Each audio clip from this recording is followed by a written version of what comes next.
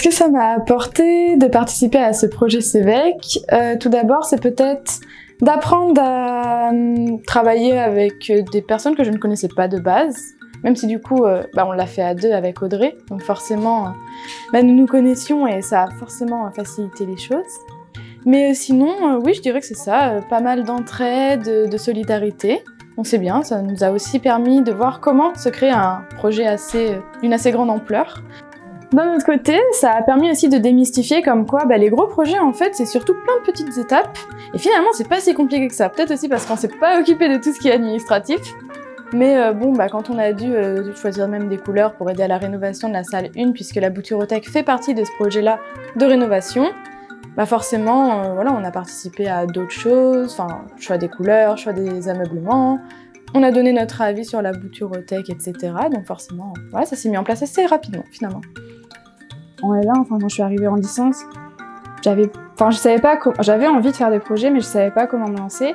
Et en fait, le fait de nous avoir proposé ce projet de Bouturothèque, ça m'a permis du coup de repousser les barrières que je m'étais mise toute seule et de me dire vas-y, j'essaye. Et en fait, je me suis rendu compte que c'était vraiment pas compliqué, qu'on est accompagné, que ce soit par les étudiants ou par les membres de la BU.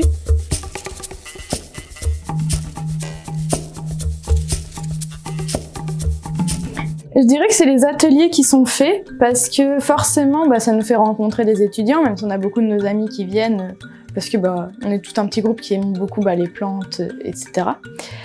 Mais oui, c'est ça, c'est aussi rencontrer des gens, faire connaître, et puis c'est toujours très sympathique quand on vient nous voir et qu'on nous dit « Ah, c'est super, on a bien aimé, ça fait un petit air de fraîcheur, de calme dans la Bouturothèque, dans la BU en général. » Ça me permet aussi de travailler du coup sur de la vulgarisation scientifique, quand on doit expliquer un peu les méthodes de bouturage à des gens qui connaissent absolument rien, qui sont pas forcément en bio par exemple.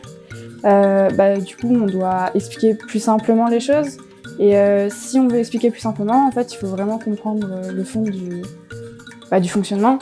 Ensuite, c'est aussi se pousser à avoir tout le temps de nouvelles idées pour justement entretenir le projet de la Bouturothèque. Parce que certes, il y a le projet fondamental, mais après, faut l'animer, donc avec des petits ateliers par-ci par-là, des nouvelles idées, essayer d'ailleurs de recruter des nouvelles personnes pour que le projet vive constamment. Et puis, si un jour on va partir un jour, que ce projet perdure dans le temps. Alors du coup, qu'est-ce que tu aurais comme conseil à donner à des gens qui voudraient, comme ça, commencer un projet ?